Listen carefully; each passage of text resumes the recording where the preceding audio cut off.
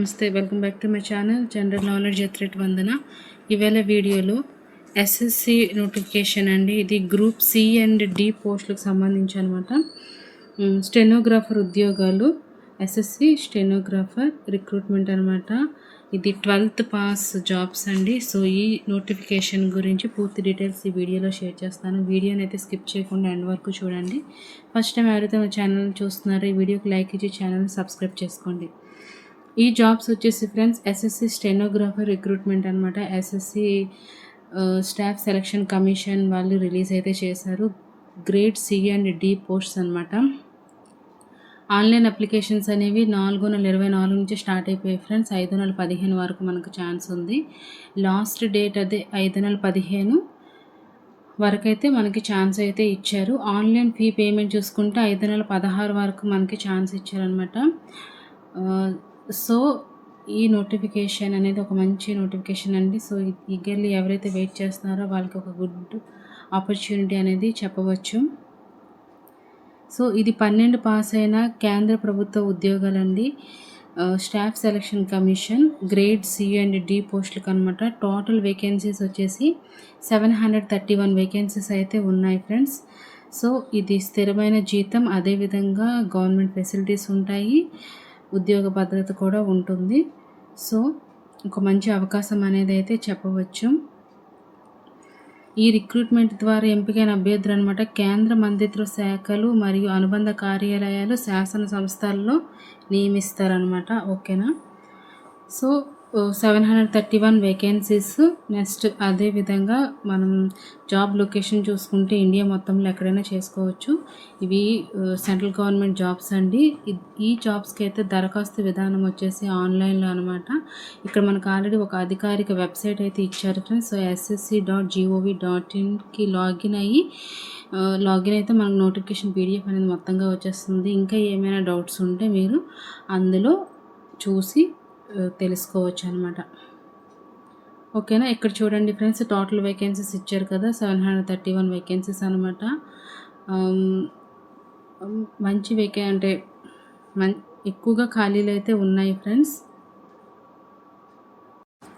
ఈ జాబ్కి అనమాట మనం చేయాల్సిన పనులు ఏంటంటే, మన పైన ఉన్న అధికారులకు సహాయం చేయడం, అదేవిధంగా ఆఫీస్ పనులు నిర్వహించడం, నెక్స్ట్ వాళ్ళు చెప్పిన విషయాల్ని షార్ట్ హ్యాండ్లో రాయడం అనమాట.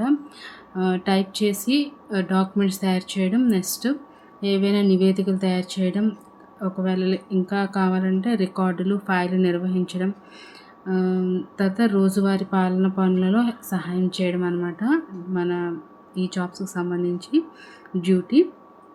సో ఇంకా ఫ్రెండ్స్ ఏజ్ విషయానికి వస్తే, ఇక్కడ మనం ఏజ్ విషయానికి వస్తే ఫ్రెండ్స్ 8/1/2026 నాటికి ఇంటర్ అయితే కంప్లీట్ చేసుకొని ఉండాలి ఫ్రెండ్స్. అదేవిధంగా 8/1/2026 నాటికి గ్రేడ్ సి పోస్టులకి అయితే 18 నుంచి 30 సంవత్సరాల మధ్యలో వయసు ఉండాలి. నెక్స్ట్ గ్రేడ్ డి పోస్టులకు చూసుకుంటే ఫ్రెండ్స్ 18 నుంచి 27 సంవత్సరాల మధ్యలో ఉండాలి. ఎస్సీ ఎస్టీ అభ్యర్థులకు అయితే 5 సంవత్సరాల సడలింపు, ఓబీసీ వాళ్ళకి 3 సంవత్సరాలు. అదేవిధంగా ఇంకా ఫ్రెండ్స్ పీడబ్ల్యూబీడీ వాళ్ళు చూసుకుంటే 18 సంవత్సరాల వయసు సడలింపు అనేది ఉంటుందన్నమాట. నెక్స్ట్ మనం ఇక్కడ శాలరీ విషయానికి వస్తే,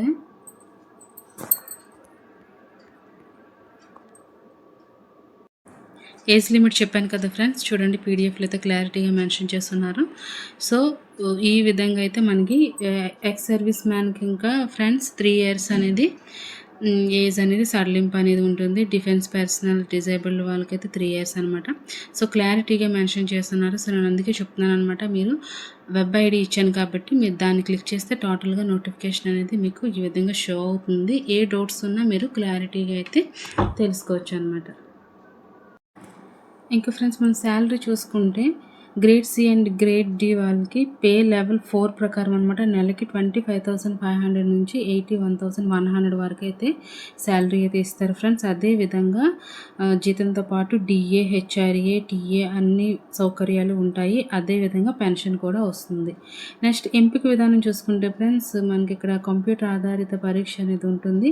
అందులో general intelligence, next reasoning, general awareness and English language and comprehension విభాగాలు ఉంటాయి.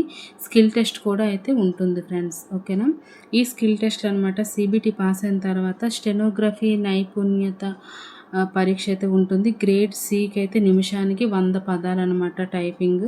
నెక్స్ట్ గ్రేడ్ D వాళ్ళకి అయితే 80 పదాలు చొప్పున డిక్టేషన్ అయితే ఇస్తారు ఫ్రెండ్స్. సో ఈ స్కిల్ టెస్ట్ క్వాలిఫైయింగ్ అయితే మాత్రం మనకు డెఫినెట్గా జాబ్ వచ్చేసినట్లే. చివరి మెరిట్ అనమాట CBT మార్కుల ఆధారంగా అయితే ఉంటుందన్నమాట.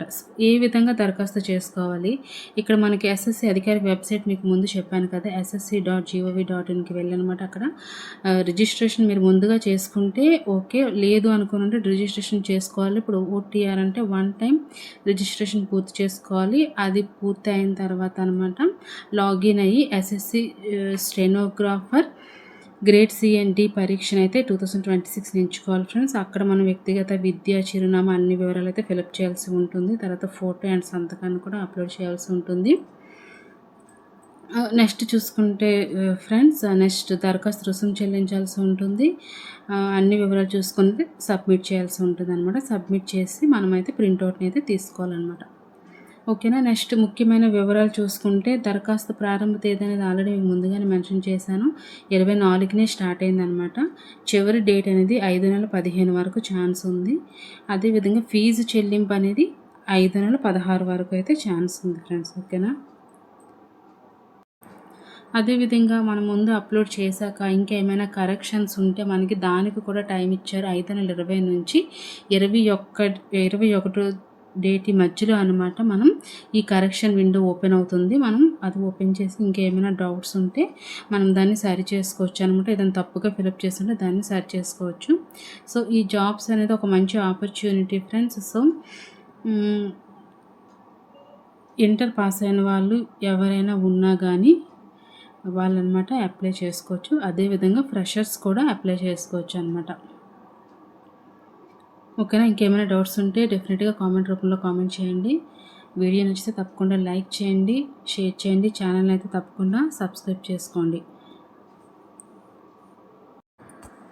Okay friends, thank you. Have a nice day.